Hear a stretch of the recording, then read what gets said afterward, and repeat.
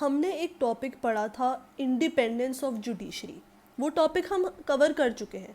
अब जुडिशरी को कॉन्स्टिट्यूट करते हैं जजेस। तो अगर हमें जुडिशरी का इंडिपेंडेंस इंश्योर करना है तो इनडायरेक्टली हमें जजेस का इंडिपेंडेंस भी इंश्योर करना है। जजेस इंडिपेंडेंट रहेंगे तभी हमारी इंडियन जुडिशरी इंडिपेंडेंट होगी। और जजेस को इंडिपेंडेंट करने के लिए देयर आर सम प्रोविजंस जो इंश्योर करते हैं कि जजेस इंडिपेंडेंट रहें, वो किसी पे डिपेंडेंट ना हो, वो किसी से अफेक्टेड ना हो। Let us discuss those provisions one by one. Firstly, security of tenure. अब हाई कोर्ट जज रिटायर होते हैं 62 की एज में एंड सुप्रीम कोर्ट जज रिटायर होते हैं 65 की एज में। इसका कहने का ये मतलब है कि उनका जो टेन्योर है, काम करने का टेन्योर है उनका, वो फिक्स्ड रहता है 62 एंड 65। इससे पहले वो एक्सेप्शनल रीजंस में ही जॉब से रिमूव किए जाते हैं, जो हम आगे डिस्कस करेंगे। और इसके अलावा गवर्नमेंट अपनी मर्जी से किसी भी जज को उनकी पोस्ट से नहीं हटा सकती है, जिससे ये इंश्योर होता है कि जजेस को किसी भी गवर्नमेंट से, लाइक लेजिस्लेचर से या एग्जीक्यूटिव से, कोई भी अफेक्ट नहीं होता है। उनसे उनकी बात मानने की उनकी ज़रूरत नहीं होती है। उनके डर से वो अपना कोई भी डिसीजन लेने में फोर्स नहीं होते हैं, क्योंकि उनका टेन्योर फिक्स होता है and they are unaffected by anybody else. And इसी का एक सब पॉइंट है कि जजेस आफ्टर रिटायरमेंट सेम कोर्ट में प्रैक्टिस नहीं कर सकते हैं। अगर उन्हें प्रैक्टिस करना है तो वो किसी और कोर्ट में प्रैक्टिस करें। फॉर एग्जांपल, एक जज हाई कोर्ट से रिटायर हुए हैं तो वो सेम हाई कोर्ट में प्रैक्टिस नहीं कर सकते एज ए एडवोकेट। या तो वो सुप्रीम कोर्ट में करें या फिर वो लोअर कोर्ट में करें। एंड ये चीज़ इंश्योर करती है कि जजेस, एक्स जजेस जो रिटायर हो चुके हैं, वो बेंच पे अपना इन्फ्लुएंस ना बनाएं, वो डिसीजन को इन्फ्लुएंस ना करें अपनी फैमिलैरिटी की वजह से।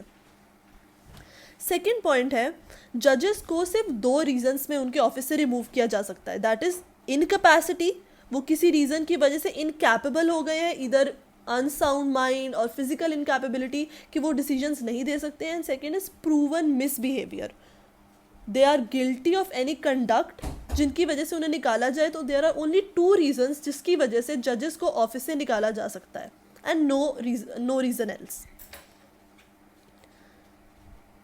थर्डली, जजेस की सैलरी फिक्स्ड होती है। जजेस की सैलरी किसी भी लेजिस्लेचर या एग्जीक्यूटिव के डिसीजन पे डिपेंड नहीं करती। They get the fixed salary जो कंसोलिडेटेड फंड ऑफ इंडिया से मिलती है सुप्रीम कोर्ट के जजेस को, and consolidated fund of state से मिलती है स्टेट के जजेस को। एंड वो सिर्फ exceptional circumstances like financial emergency अगर कंट्री पे आ जाए, सिर्फ तभी रिड्यूस होती है। एक्सेप्ट इसके अलावा किसी भी कंडीशन में जजेस की सैलरी नहीं रिड्यूस होती, इट रिमेन्स फिक्स्ड।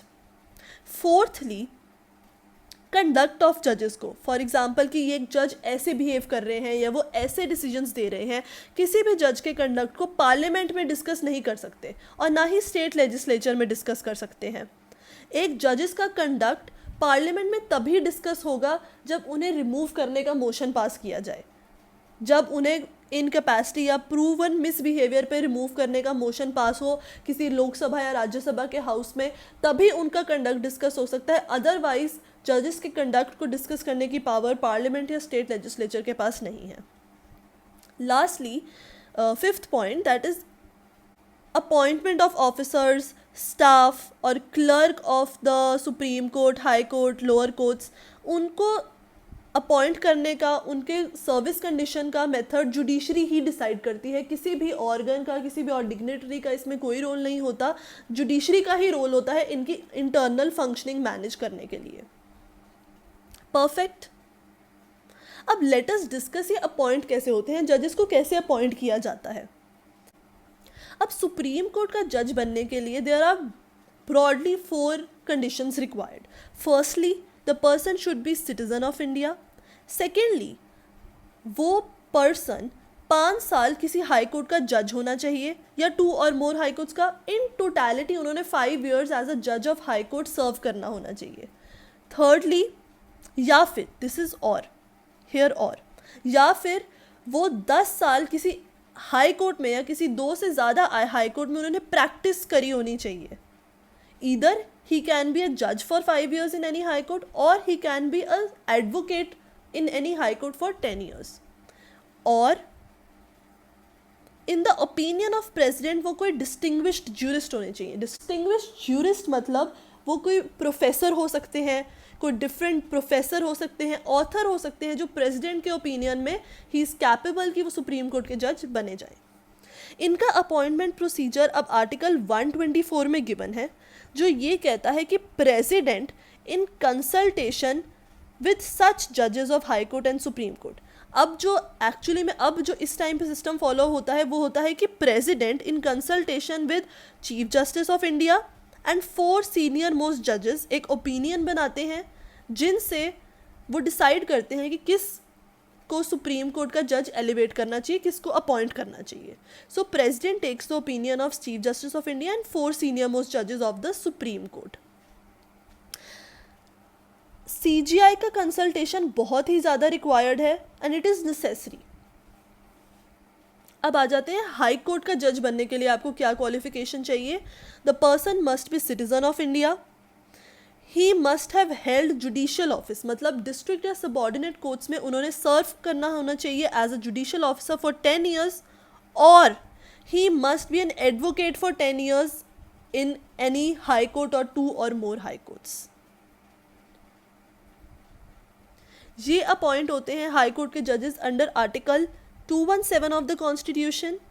एंड इसका जो जनरल प्रोसीजर है वो ये कहता है कि प्रेसिडेंट को कंसल्टेशन लेनी है chief justice of the high court से एंड 2 सीनियर मोस्ट जजेस से। Chief justice of high court की कंसल्टेशन नेसेसरी है, plus governor of the state से। इन सब की कंसल्टेशन के बाद जो ओपिनियन फॉर्म होता है उससे हाई कोर्ट के जजेस अपॉइंट होते हैं। डिस्ट्रिक्ट कोर्ट में अपॉइंट होने का प्रोसीजर आर्टिकल 233 में गिवन है। Governor of the state in consultation with the high court decide करते हैं किन लोगों को अपॉइंट किया जा सकता है एज द डिस्ट्रिक्ट जज, and usually every state conduct their own examination for district and session जजेस। इनकी क्वालिफिकेशन है member of judicial service of state, that is उन्हें एग्ज़ाम क्लियर करना पड़ता है, या फिर कोई भी एडवोकेट जिसने 7 ईयर्स प्रैक्टिस करी है उसको governor of the state in consultation with high court elevate कर सकते हैं एज अ जज। सो ये जो अब सारा सिस्टम फॉलो होता है, इस सिस्टम को हम कहते हैं collegium system. That is president को या गवर्नर को ओपिनियन लेना होता है जजेस से, ये पूरे सिस्टम का नाम है कोलिजियम सिस्टम। और इसमें आप देखा जाए तो जुडिशरी अकेली नहीं है जो अपॉइंट करती है, प्रेसिडेंट का भी रोल होता है। अब प्रेसिडेंट कौन सी ब्रांच से रिलेटेड है? एग्जीक्यूटिव से। सो हमेशा से ही एक टसल रही है एग्जीक्यूटिव और जुडिशरी के बीच में कि किसका ज़्यादा सुपीरियर रोल है जजेस को अपॉइंट करने के लिए। और इन केसेस को फाइनली, इस इशू को फाइनली डिसाइड किया था जजेस केस ने। देयर आर 3 केसेस इस टसल में बहुत इंपॉर्टेंट हैं, जिनका नाम कॉमनली हमने दिया है फर्स्ट जजेस केस, सेकंड जजेस केस एंड थर्ड जजेस केस। सो दीज 3 केसेस, आइए इन्हें डिस्कस करते हैं। फर्स्ट जजेस केस जो 1981 में डिसाइड हुआ था, इसमें बेसिकली कहा था कि एग्जीक्यूटिव के पास मेन रोल है, सीजीआई की रिकमेंडेशन देनी होती है प्रेसिडेंट को, बट प्रेसिडेंट ये सीजीआई की रिकमेंडेशन रिफ्यूज़ कर सकता है अगर उनके पास कोई सॉलिड रीजंस हो। तो इस केस में इस्टेब्लिश हो गया था कि बेसिकली प्रेसिडेंट सुपीरियर है, जो प्रेसिडेंट कहेगा वही बंदा अपॉइंट होगा एज अ जज, एंड सीजीआई की रिकमेंडेशन कोई मायने नहीं रखती है। ऑलमोस्ट फॉर 12 ईयर्स ऐसा सिस्टम चलता रहा जब तक सेकेंड जजेस केस नहीं डिसाइड हुआ इन 1993। अभी एक 9 जज बेंच केस था जिसको 5:4 की रेशो में डिसाइड किया गया था, और इस केस में स्पेसिफिकली ये बोला था कि नहीं, प्रेसिडेंट की प्राइमेसी कोई नहीं है, प्राइमेसी है तो वो है चीफ जस्टिस ऑफ इंडिया की। एंड इन्होंने बोला था कि अगर किसी भी बंदे का अपॉइंटमेंट करना है एज अ जज तो उनकी कन्फर्मिटी होनी चाहिए final opinion of chief justice of India. मतलब चीफ जस्टिस ऑफ इंडिया का ओपिनियन बहुत मैटर करता है, उनके ओपिनियन के अगेंस्ट जाके प्रेसिडेंट अपनी मर्जी से किसी को भी अपॉइंट नहीं कर सकता। एंड इसी डिसीजन में consultation of CGI with other जजेस को बहुत इंपॉर्टेंस दी थी। सो इस डिसीजन से हम कह सकते हैं कि एग्जीक्यूटिव का रोल बहुत मिनिमम हो गया था और पॉलिटिकल इन्फ्लुएंस को एलिमिनेट करने का ट्राई किया गया था। फाइनली केस जिसने इस टसल को डिसाइड किया वो था प्रेसिडेंशियल रेफरेंस ऑफ 1998। इस रेफरेंस में ये बात बोली गई थी कि कंसल्टेशन बहुत ज़्यादा ज़रूरी है। सीजीआई की कंसल्टेशन हमेशा सीनियर मोस्ट जजेस से कंसल्ट करके ही बनेगी एंड उनकी कंसल्टेशन को प्रेसिडेंट को मानना ही मानना पड़ेगा। Now supreme Court, high court and judicial officers जो ट्रेनिंग होती हैं उनकी, वो होती है नेशनल जुडिशियल एकेडमी में जो है भोपाल में, एंड इनका रजिस्टर्ड ऑफिस है दिल्ली में। ये एकेडमी इस्टेब्लिश हुई थी 1993 में एंड इसमें सिर्फ इतना ही है, आपको इसकी ज़्यादा डिटेल में जाने की कोई ज़रूरत नहीं है। Then there is a policy national judicial education strategy जो इस्टेब्लिश हुई थी 2006 में। इस पॉलिसी के under basically there are various conferences, orientations, workshop, seminars जो हमारे जजेस को अटेंड करने पड़ते हैं जिससे वो judicial skills and administrative skills सीखते हैं। सो इसका बेसिकली एम है इन्हांस करना ऑनलाइन स्किल्स को, इंडियन जुडिशरी के जजेस में प्रोफिशेंसी लाना एंड बेटर एक्सेस सिखाना। And that's it. Now let us come to another important topic, removal of जजेस। देखिए, रिमूवल ऑफ जजेस हमने पढ़ा था कि सिर्फ 2 केसेस में आप एक जज को रिमूव कर सकते हैं, either he is guilty of some misbehaviour और इनकैपेसिटी। एंड जिस प्रोसेस से ये रिमूव होते हैं उस प्रोसेस का नाम है इम्पीचमेंट प्रोसेस। इस प्रोसेस से high court and Supreme court के जजेस को रिमूव किया जाता है and the name is important, is the impeachment process. Reasons हमने पढ़ लिए हैं, प्रूवन मिसबिहेवियर एंड इनकैपेसिटी। अब प्रोसेस स्टार्ट कैसे होता है? अगर कोई जज इन दोनों में से किसी भी रीज़न के लिए गिल्टी है तो एक इंक्वायरी होती है अंडर जजेस इंक्वायरीज एक्ट 1986।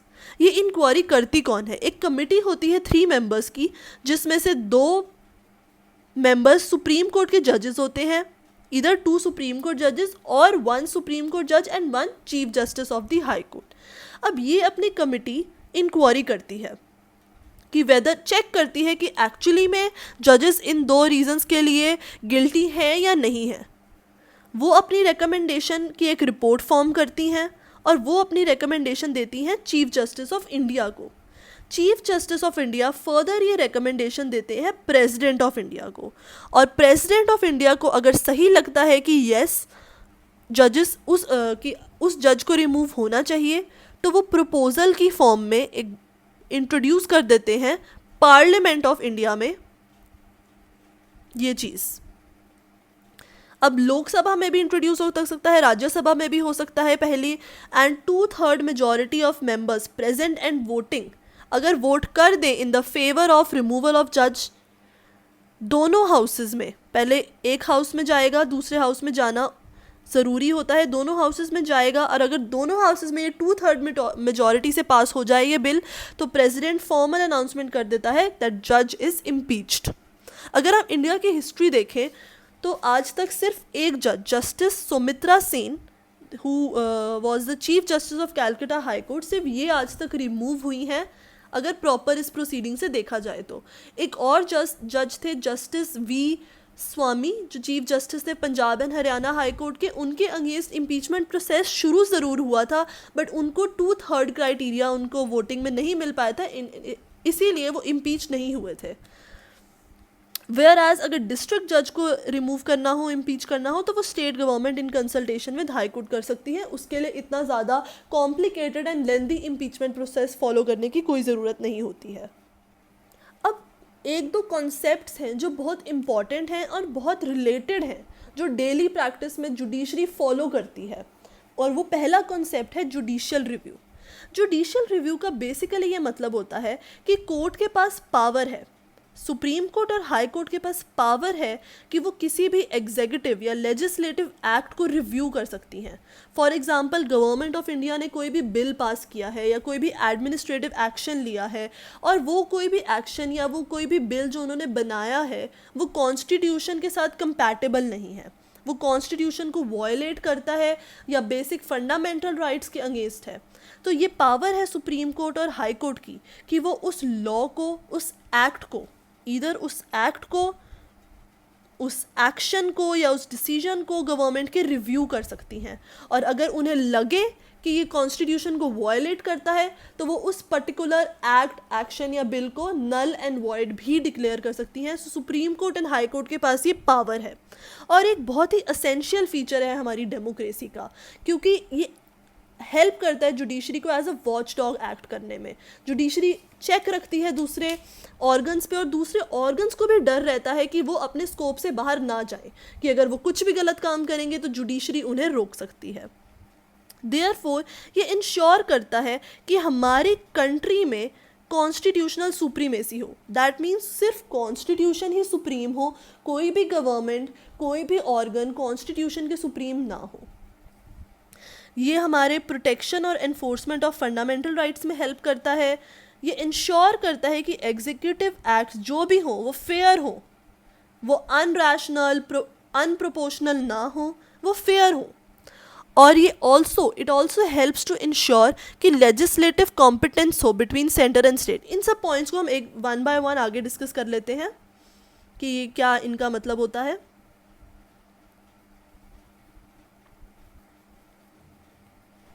सो देखिए, जुडिशियल रिव्यू की पावर कोर्ट्स के पास आती किस सेक्शन से, किस आर्टिकल से है. आर्टिकल 13 सब क्लॉज 2 अगर आप कॉन्स्टिट्यूशन का पढ़ें तो वो कहता है state shall not make any law which take away और abridges the rights conferred by part 3 that is the fundamental rights. इसका मतलब ये है कि state basically means government of India या गवर्नमेंट ऑफ एनी स्टेट कोई भी ऐसा एक्ट नहीं कर सकती जिससे फंडामेंटल राइट्स किसी भी सिटीज़न के वायलेट हो, जो हमें कॉन्स्टिट्यूशन गारंटी करती है.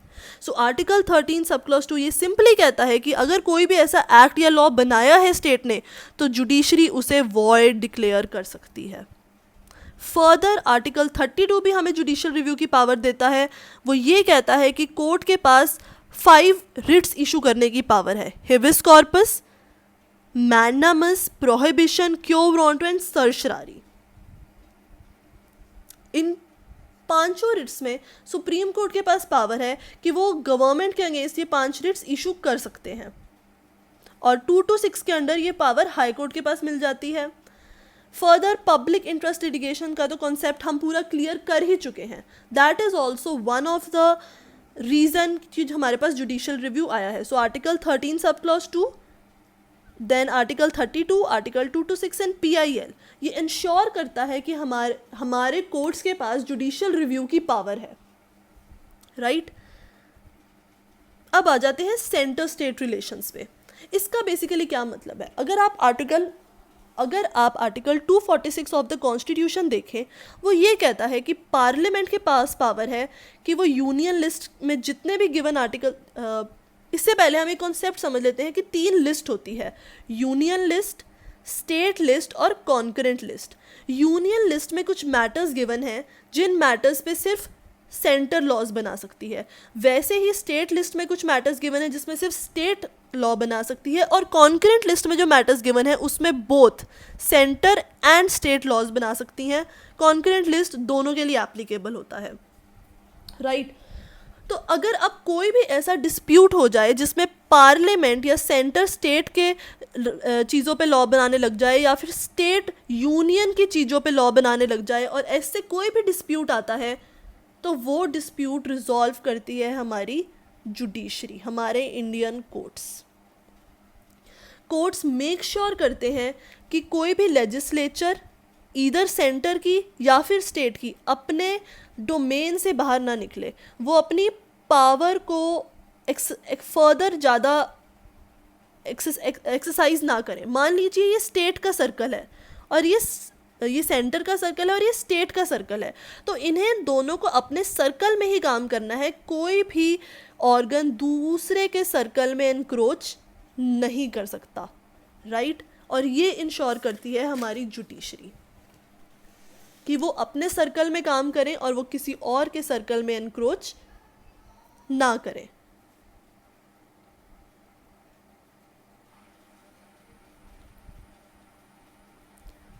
अब थर्ड हमारे पास आ जाता है फेयरनेस इन एग्जीक्यूटिव एक्शंस. अब एक ये बहुत ही फेमस, बहुत ही डॉक्ट्रिन है ऑडी आल्ट्रम पार्टम, जिसका मतलब होता है हियर द अदर साइड.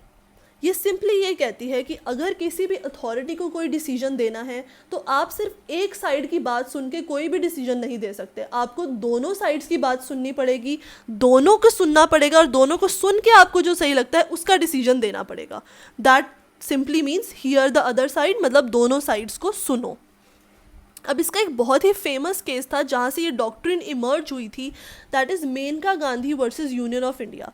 इस केस में क्या हुआ था, मेनका गांधी हमारी मिनिस्टर थी गवर्नमेंट की. She was flying to some other country for some conference और उसका पासपोर्ट गवर्नमेंट अथॉरिटी ने एयरपोर्ट पे कॉन्फिस्केट कर लिया था एंड उसे बिना किसी अपॉर्चुनिटी दिए, बिना कोई रीज़न बताए उसका पासपोर्ट ले लिया गया था और उसकी फ़्लाइट को कैंसिल करवा दिया गया था कि वो नहीं जा सकती है. तो इस केस में ये कहा था कि आप हमेशा अपनी साइड से कुछ भी नहीं कर सकते हैं, आपको दोनों पार्टीज़ की बात सुननी है और आपको प्रॉपर रीज़न देने हैं. आपके एक्ट में रीज़नेबलनेस होनी चाहिए. आप अपनी मर्जी से कुछ भी अनरैशनली नहीं कर सकते हैं. It has to be fair. मतलब एग्जीक्यूटिव एक्शन जो गवर्नमेंट की अथॉरिटी ने एक्शन लिया वो फेयर नहीं था, क्योंकि मेनका गांधी को अपॉर्चुनिटी ही नहीं दी थी अपना केस एक्सप्लेन करने की, ना ही उसे रीज़न बताया था कि उसका पासपोर्ट क्यों कॉन्फिस्केट किया गया है. राइट. सेकेंडली, स्टेट इंश्योर करता है कि कोई भी पनिशमेंट जो हो वो प्रोपोर्शनल हो. लाइक अगर आपको किसी एक्ट की पनिशमेंट मिल रही है तो वो उतनी ही मिले जितना आपने गलत किया है. आप बहुत ही ज़्यादा पनिशमेंट नहीं दे सकते हैं. देयरफॉर जुडिशियल रिव्यू सेफगार्ड करता है एग्रीव्ड पार्टी को कि आपको कोई भी ज़्यादा पनिशमेंट ना मिले, आपको प्रोपोर्शनल पनिशमेंट मिले और आपके साथ फेयरनेस से डील हो. राइट. इनजस्टिस ना हो आपके साथ. एंड लास्टली हम आ जाते हैं बेसिक स्ट्रक्चर डॉक्ट्रिन पे. अब जो आर्टिकल 368 है कॉन्स्टिट्यूशन का, वो ये कहता है कि पार्लियामेंट के पास पावर है कोई भी पार्ट को अमेंड करने की कॉन्स्टिट्यूशन के. अब आप सोचेंगे कि अगर पार्लियामेंट के पास पावर है कॉन्स्टिट्यूशन के किसी भी पार्ट को अमेंड करने की, तो वो तो अपने अकॉर्डिंग, अपने बेनिफिट के लिए कॉन्स्टिट्यूशन को अमेंड करते जा सकते हैं. बट हमें ये बात नहीं भूलनी कि इंडिया में कॉन्स्टिट्यूशन सुप्रीम है, पार्लियामेंट नहीं. और इसी वजह से Kesavananda Bharati versus state of Kerala में ये बात बहुत क्लियरली कही गई थी कि अगर पार्लियामेंट आर्टिकल 368 का यूज़ कर भी रही है, वो अमेंडमेंट कर भी रही है, तो उन्हें बेसिक स्ट्रक्चर नहीं हिलाना है कॉन्स्टिट्यूशन का. बेसिक स्ट्रक्चर मतलब फंडामेंटल राइट्स हो गए हमारे. जो बेसिक स्ट्रक्चर मतलब हम बेसिक राइट्स गारंटी करते हैं, आप उनको नहीं हिला सकते हो. आप माइनर चेंजेस कर सकते हो, आप साइड लॉज में चेंजेस कर सकते हो, पर जो बेसिक चीज़ है, जो मेन फंडामेंटल है हमारे कॉन्स्टिट्यूशन का, आप उसके बेसिक मीनिंग को नहीं चेंज कर सकते हो. जो असेंशियल फीचर्स हो गए लाइक सेक्युलरिज्म, डेमोक्रेसी, फेडरलिज्म, जो ये मेन फीचर्स हैं, आप उनको अबॉलिश नहीं कर सकते हो. बाकी आप कोई भी चेंजेस कर सकते हो पार्लियामेंट में. देयरफॉर ये बहुत ही इंपॉर्टेंट डॉक्ट्रिन है, बेसिक स्ट्रक्चर डॉक्ट्रिन, जिसकी पावर हमें 13 सब क्लॉज 2 से भी मिलती है, जो हम डिस्कस कर चुके हैं. देन आ जाता है सेपरेशन ऑफ पावर. अब सेपरेशन ऑफ पावर का क्या मतलब है? इसका ये मतलब है कि जो 3 ऑर्गन्स है, जुडिशरी, लेजिस्लेटिव और एग्जीक्यूटिव, इनको अपने ही स्फीयर्स में काम करना है. ये किसी और के स्फीयर में इंटरफेयर नहीं कर सकते हैं और किसी भी एक ऑर्गन के पास सारी पावर नहीं हो सकती. मतलब जो पावर है वो इक्वली तीनों ऑर्गन्स में डिवाइडेड है, इक्वली उन्हें अपने अपने काम करने हैं, अपनी एफिशिएंसी से काम करने हैं और एक दूसरे पे चेक रखना है, चेक और बैलेंस रखना है. राइट. ये बेसिक मतलब है सेपरेशन ऑफ पावर्स का. हमारे इंडिया में बहुत स्ट्रिक्ट सेपरेशन ऑफ पावर नहीं है, थोड़ी बहुत ही हम कह सकते हैं ओवरलैपिंग हो जाती है, but it is only to very minor extent, not much. And इसी के साथ हमारा ये first chapter of legal studies ख़त्म होता है. अगर आपको वीडियो पसंद आई हो तो प्लीज़ लाइक कीजिए, अपने फ्रेंड्स को रेकमेंड कीजिए, सब्सक्राइब कीजिए हमारे चैनल को. आपके हर लाइक से मुझे और मोटिवेशन मिलेगी न्यू वीडियोस बनाने के लिए. इन नोट्स को आप डाउनलोड कर सकते हैं, लिंक मैं डिस्क्रिप्शन बॉक्स में दे दूँगी. आप प्रिंट करवाइए नोट्स को, अच्छे से पढ़िए and score good marks. Good luck.